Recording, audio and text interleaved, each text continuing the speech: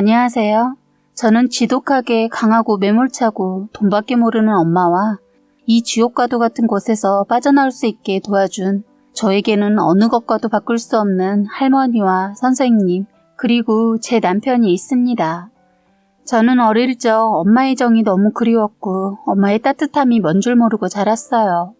저희 부모님은 자그마한 공장을 가지고 계셨는데 일하시느라 늘 바쁘셨어요. 그래서 저와 언니는 집에서 있어야 했는데 하루는 어린 마음에 너무 엄마가 보고 싶었나 봐요. 추운 겨울이었는데 집에서 언니랑 있다가 제가 엄마 아빠 보고 싶다고 하니까 언니가 저를 데리고 부모님이 계신 공장을 갔어요. 집 근처에서 하고 있어서 낮에 가끔 가긴 했는데 추운 겨울날에는 거의 못 오게 했어요. 겨울에는 공장이 춥고 난로를 이용해서 추위를 이겨내야 했기에 혹여 감기라도 걸릴까봐 아빠가 공장에 못 오게 했습니다. 저는 저희 건강을 신경 쓰느라 그런 줄 알았는데 그게 아니고 다른 이유였어요. 병원비 들어가는 거 아까워서 감기라도 걸리면 엄청 혼났습니다. 그런데 그날 저는 엄마 아빠 보러 가고 싶어 했고 언니는 그런 저를 돌보기 힘들었던지 저를 데리고 가주었어요. 역시 그날도 엄마 아빠는 무지 바빴습니다. 엄마는 저에게 눈길 한번 주지 않고 일만 하고 아빠 역시 귀찮아하는 것이 느껴졌던 것 같아요. 부모님은 언니한테 바쁜데 걸리적거리게 뭐하러 왔냐고 마구 소리를 질렀어요. 어린 나이인데도 기억에 남는 것은 그날 큰일이 벌어졌기 때문입니다. 언니한테 다그치듯이 하니까 언니는 저를 보면서 수지가 엄마 보고 싶다고 해서 데려왔다고 하면서 억울한 표정을 지었어요. 그래도 부모님은 애 하나 못 보고 데려왔다고 언제까지 엄마 아빠 손이 가야 하냐며 그 어린 언니한테 마구 험한 말을 쏟아냈어요. 그러자 언니도 화가 나서 아직 어린 애였던 언니는 울기 시작했고 그때 엄마는 소리를 지르면서 일하는 데 와서 질질 짠다며 언니를 때렸어요. 그런 모습이 저에게 큰 충격이었어요. 언니는 엄마의 매를 맞으면서 대들자 아빠가 언니의 뺨을 때렸어요. 그러자 언니가 밖으로 뛰어간다는 게 그만 난로의 줄에 걸려 넘어졌는데 그때 난로 위에 있던 주전자가 그만 언니를 덮쳤고 언니는 말로 표현할 수 없는 화상을 특히 다리에 심하게 입었어요. 그날 저는 그 공장에 버려진 채 혼자서 몇 시간인지는 모르겠지만 꽤 긴 시간을 혼자 있었습니다. 한참 후에 제 눈앞에 나타난 엄마는 화가 잔뜩 난 얼굴을 하고선 마구 저를 때리기 시작했어요. 저는 이유도 모르고 맞아야 했습니다. 어린 나이라 감당할 수 없는 상황이었는데 엄마는 저에게 화풀이를 하셨어요. 혼자 공장에 있었던 저를 안아주기는커녕 저를 보자마자 분풀이를 하기 시작한 거예요. 엄마 아빠의 구타는 그때부터 시작되었어요. 무슨 일이 있어도 매든 손이든 마구 때렸어요. 언니가 그렇게 된 게 다 제 탓이라고 제가 공장에 가자고만 안 했으면 이런 사고도 없었을 거라고 저보고 돈 잡아먹는 귀신이라며 저를 밥도 안 주고 방에다 가두기도 했습니다. 그때 제 나이가 6살이고 언니는 11살이었어요. 엄마는 술 한 잔 먹으면 그 어린 저에게 심한 욕설과 매질을 했습니다. 저는 그럴 때마다 힘없이 엄마 아빠한테 매질을 당해야 했어요. 그러면서 저는 언니를 아프게 한 괴물로 불리기 시작했어요. 저는 초등학교 2학년이 되어서야 부모님으로부터 구타를 당하지 않게 되었습니다. 제가 초등학교를 다니고 글을 배우면서 일기를 쓰기 시작했는데 거기에다 제가 겪고 있는 거 도와달라고 말을 했거든요. 선생님은 저에게 부모님에 대한 것을 물었고 부모님은 선생님과 부모 상담을 했는데 제가 정신이 이상하고 거짓말을 잘한다고 했다는 겁니다. 그런데 선생님은 부모님 말을 듣지 않았어요. 결국 어렵게 경찰이 저희 집에 오게 되어 조사가 이뤄졌고 다행히 주변 사람들의 증언으로 지속적인 구타를 당하고 있었음이 밝혀지면서 저는 부모님과 헤어져 생활하게 되었어요. 그렇게 사랑하고 보고 싶었던 어린 시절의 저희 부모님이 그 사건이 있은 후로 악마로 보이기 시작했어요. 부모님은 다신 그러지 않겠다고 약속했지만 저는 집에 가는 것을 거부했고 몸이 편찮으신 할머니는 그런 사정을 듣고 저를 다시 맡겠다고 하셔서 그 이후로 친할머니 집에서 생활하게 되었습니다. 할머니는 시골에서 사셨는데 할머니는 젊어서 할아버지가 돌아가셔서 아버지만 보고 계속 혼자 살았다고 해요. 그래서 자식이라고는 아버지밖에 없습니다. 그래서 손주도 저희밖에 없어요. 할머니는 언니도 이뻐했지만 애교가 많은 저를 가장 많이 이뻐해 주셨던 분이세요. 제가 태어나서 3살 때부터 할머니 집에 살다가 5살 때 할머니가 아프셔서 부모님이 계신 곳으로 갔는데 그때부터 엄마의 짜증이나 아빠의 욕을 들었던 것 같아요. 언니보다 더 일찍 부모님 곁으로 간 거예요. 바쁜 부모님 대신해서 저희를 할머니가 어릴 때 시골에서 키워주셨거든요. 워낙 어릴 때부터 떨어져 살아서 저는 부모님에 대한 마음이 애틋했는데 부모님들은 저를 귀찮아했고 정을 주지 않았어요. 그럼 뭐하러 낳았나 생각한 적이 있어서 물어보니 그냥 생겨서 할 수 없이 태몽도 그렇고 해서 아들일 수도 있으려나 해서 낳았답니다. 딸인 거 알고는 괜히 낳았다고 생각했다네요. 저는 그러니까 부모님한테 짐이었던 거예요. 언니도 어릴 땐 할머니 손에 크다가 6살 유치원 다닐 때쯤 부모님 곁으로 갔다고 해요. 저도 언니처럼 같은 과정을 겪었는데 저희 부모님은 그냥 제가 귀찮았나 봐요. 큰애인 저희 언니는 이제 다 알아서 하고 있어서 신경 쓰이지 않는데 저를 신경 쓰려니까 화가 났는지 저만 보면 못 잡아먹어서 안달난 사람처럼 두 분이서 저만 보면 저에게 으르렁거렸습니다. 그런 부모라도 저는 너무 좋아서 앵기면 자꾸 밀어내셨어요. 그런 제가 귀찮으셨는지 나중엔 화까지 냈습니다. 제발 달라붙지 좀 말라고. 참 그때를 생각하면 마음이 아픕니다. 저도 애를 낳아서 키우지만 어쩜 그리도 냉정하셨는지 이해가 안 돼요. 저도 지금 맞벌이를 하고 있는데 엄마 아버지의 행동은 아직도 이해가 가지 않아요. 엄마는 저를 괜히 낳았다고 인생에 도움이 안 된다고 했지만 할머니는 늘 저에게 내 강아지 하면서 복동이라고 하셨어요. 제가 온전하게 잘 성장할 수 있었던 것은 할머니의 사랑 때문이었습니다. 언니는 여러 번의 수술을 받고 많이 좋아졌어요. 저도 언니의 상처가 저의 잘못도 있다고 생각하며 자라서 그런지 늘 죄책감을 안고 살았어요. 엄마는 제가 고등학교 때쯤 다시 합치기를 원했지만 할머니가 반대를 하셨어요. 그런데도 엄마는 일주일마다 시골로 내려와서 저를 억지로 끌고 가려고 한 적도 있었는데 그때 동네 주민들이 말려서 겨우 가지는 않았는데 엄마의 목적은 제가 대학을 못 가게 해서 부모님 공장을 물려받기를 원했어요. 언니는 다리가 불편해서 안 되니까 그걸 물려받아 언니까지 보살피라는 것이었죠. 하지만 저는 원하는 꿈이 있어서 정말 공부 열심히 했습니다. 성적이 아무리 좋게 나와도 부모님은 반가워하지 않고 오히려 대학 등록금 못 주니까 장학금 못 받을 것 같으면 아예 대학 가지를 말라고까지 했어요. 엄마는 언니를 저렇게 아프게 해놓고 대학을 꼭 가야만 하냐고 했습니다. 아무리 저 때문에 그런 일이 벌어졌다고는 하지만 그래도 부모가 왜 저러나 싶을 정도로 저에게 심하게 말을 하셨습니다. 저는 결국 할머니가 대주신 등록금으로 대학도 갈 수 있었고 나중에는 공부 열심히 해서 학비 걱정 없이 졸업도 하고 취직도 했는데 나중에는 그 덕을 부모님이 대신 보려고 했어요. 저는 연로하신 할머니를 제 직장 근처로 모셔서 보살펴 드리려고 했는데 저희 엄마와 아버지는 할머니 재산을 누리고 극구 반대하셨어요. 당신들이 모시겠다고 나서는 거예요. 부모님들의 시커먼 속내를 미리 아시고는 저와 함께 사신다고 하셨어요. 그리고 재산도 하나하나 법적으로 문제없게 다 돌려서 손녀인 저에게 상속하겠다고 하시고는 아버지한테는 내가 돈밖에 모르는 냉정한 너희 부부한테는 눈에 흙이 들어가도 절대 안 줄 거라고, 너한테 못 줄 거라면 차라리 전부 기부를 하고 만다고 하셨고 그 말을 들은 저희 아버지는 들고 일어나셨습니다.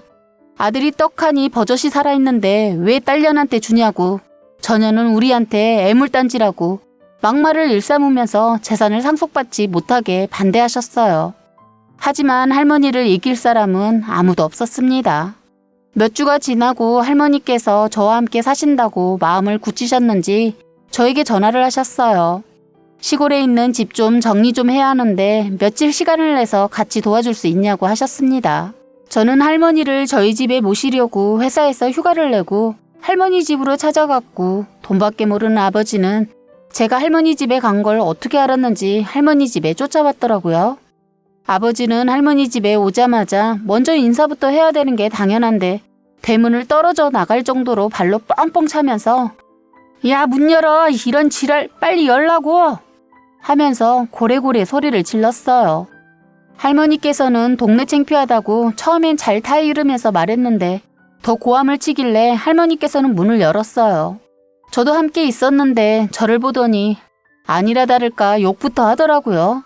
그런 아버지를 보고는 할머니가 화가 나셨는지 아버지를 밀치면서 빨리 가라고, 네가 아무리 네 딸이라고 해도 그런 욕 할 자격이라도 있냐고 막 꾸짖으며 아버지와 몸싸움을 하다 그만 할머니가 쓰러지고 말았어요. 그런 상황에서도 인간 쓰레기 같은 아버지는 저에게 욕을 해대면서 자기 재산 내놓으라고 자기 거라고 하는데 어린아이가 마치 과자 사달라고 떼쓰는 모습 같았어요. 다행히 크게 다치지는 않으셨지만 아버지와 몸싸움을 하면서 당한 걸 생각하시고는 할머니께서 원통하신지 대성통곡을 하셨습니다. 대성통곡을 해서 동네가 시끄러웠던지 할머니 집에는 동네 사람들이 하나둘 오기 시작했어요. 저는 할머니께서 아버지에게 당한 모습을 보고는 너무 화가 났고 저는 그런 아버지를 보고는 정말 아버지가 아닌 악마로 보였어요. 그래서 저는 소리쳤습니다. 야, 이 쓰레기야. 지금 할머니한테 무슨 짓을 한 거야? 이제 나한테 한 것도 모자라서 할머니한테까지 몹쓸 짓을 하냐고. 제발 이제 할머니와 내 인생에서 그만 사라져줘. 라고 고래고래 소리치면서 말했습니다. 그랬더니 저에게 다가오더니 또 뺨을 사정없이 쩍 소리가 날 정도로 내리치는 거예요. 저는 그 뺨을 맞고는 그 자리에서 철푸덕 주저앉았어요. 그때 할머니께서 놀라셔서 야, 이놈아, 너는 애비도 아니야. 당장 내 집에서 나가. 천하의 몹쓸 놈아. 라고 하셨습니다. 그리고서는 어머니도 돈 가지고 쪼잔하게 저한테 그러시는 거 아닙니다. 라고 하시고서는 저한테 자식 새끼가 말하는 꼬라지 봐라. 낳아줬더니 너 그래 말 잘했다. 너 앞으로 내 딸 아니니까 다신 보고 살지 말자. 라고 하더라고요. 제가 어렸을 때부터 그렇게 맞고 자라서 할머니와 함께 살고 있는데 정말 이때 정신줄을 놓게 되었어요. 저는 그래 잘됐네. 알았어. 이제 남남이니까 당장 꺼지세요. 라고 하고는 그 옆에 있던 할머니께서 밭에 심으려고 화원에서 구입한 모종 뭉치를 들고 아버지 얼굴에 던져버렸습니다. 얼굴에 맞고는 흙이 눈에 들어갔는지 얼굴은 흙으로 모두 묻고 난리가 아니었어요. 노발대발 거리면서 또 저를 때리려고 하더라고요. 저희 할머니 집은 1층 단독주택이고 미닫이 문으로 되어 있는 현관이라 동네 사람들이 지금까지 있던 일을 모두 봤고 제가 위험해질 것 같으니 이봐요. 당신 그만하세요. 지금 어머니 집에 와서 무슨 행패입니까? 라고 하고서는 옆에 사시는 아저씨께서 바로 달려오셔서 아버지의 손을 잡으시고는 마당으로 끌고 나가셨어요. 저는 큰 싸움이 날 것 같아서 걱정했지만 그 아저씨 외모가 덩치가 상당히 크고 키는 190cm 정도의 소 도둑놈처럼 우락부락 생기셔서 아버지는 겁을 먹었던 모양이더라고요. 아버지는 아이씨 아프다고 아프니까 알았으니까 손 놔요. 그런데 누군데 아무 허락 없이 들어와요. 경찰에 신고하기 전에 당장 나가요. 라고 하더라고요. 이봐요. 지금까지 옆에서 나하고 옆에 계시는 동네 분들이 당신이 할머니에게 딸에게 했던 행동 스마트폰으로 찍었어요. 그래 한번 신고해보쇼. 누가 콩밥 먹나? 라고 했습니다. 그리고 주위에 계시는 동네 분들이 웅성웅성 대시며 아이고 저런 것도 자식이라고. 아, 저 사람이 딸내미 어렸을 때 매질하고 버려서 할머니 집에 맡기게 했던 그 애비구만. 인간 같지도 않은 사람이네. 라고 손가락질을 했습니다. 술이 취했지만 자기한테 욕하는 걸 아시고는 얼굴이 더 새빨개지면서 그래 나 인간 같지도 않은 쓰레기다. 그래서 니들이 보태준 거 있어? 아 씨발 재수없네. 라며 말하고 어머니도 그러는 거 아닙니다. 나중에 천벌 받아요. 라고 하더라고요. 누가 할 소리를 이런 말도 안 되는 말을 하길래 너무 어처구니가 없어서 이제 그만하시고 할머니 집에서 나가주세요. 그리고 앞으로 다신 오지 마세요. 라고 했어요. 이 상황이 자신에게 불리하게 돌아간다는 걸 알고는 대문을 발로 뻥 차고는 궁시렁궁시렁 욕을 하면서 집에서 나갔네요. 이웃분들이 할머니 괜찮으시냐고 다들 오셔서 할머니를 위로해 주시는 거예요. 할머니께서는 그래 다들 고맙네, 이 놓친네 생각해주고 이제 됐으니 다들 집으로 가시라고 하셨어요. 그러시고는 눈물을 흘리시면서 저의 두 손을 꼭 잡으면서 아이고 내 손녀, 그래 저런 아버지 밑에서 어렸을 때 얼마나 힘들었을꼬.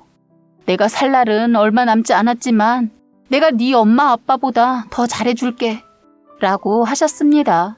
저는 난 할머니가 내 엄마고 아빠야. 지금까지 그렇게 생각했고 나한테는 할머니뿐이야 라고 하면서 이웃분들 앞에서 눈물을 흘리면서 둘이 꼭 안고 펑펑 울었습니다. 옆에 계신 분들도 저와 할머니에게 와서 어깨를 쓰다듬으면서 힘내라고 하셨어요.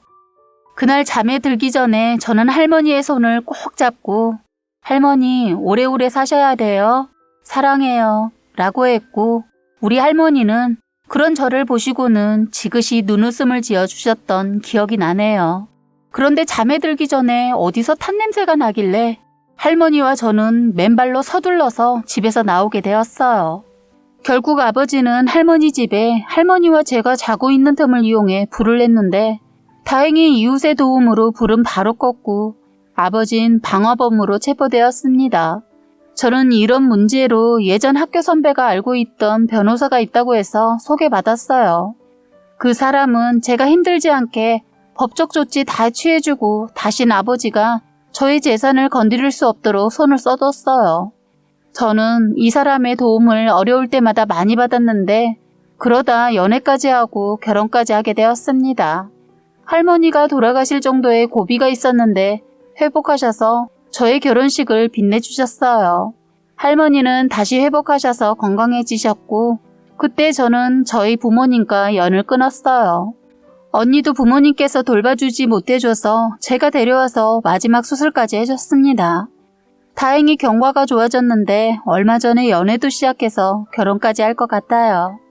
지금은 제가 결혼해서 아래층은 할머니와 언니가 사시고 저희는 위층에서 저랑 신랑 그리고 우리 이쁜 공주 그리고 뱃속의 아기 이렇게 생활하고 있어요. 시댁에서는 처음에 저의 이런 가정환경 때문에 결혼을 반대하셨는데 지금은 너무 잘해주셔서 부모님한테 못 받아본 사랑을 시부모님한테 사랑받으면서 잘 살고 있습니다.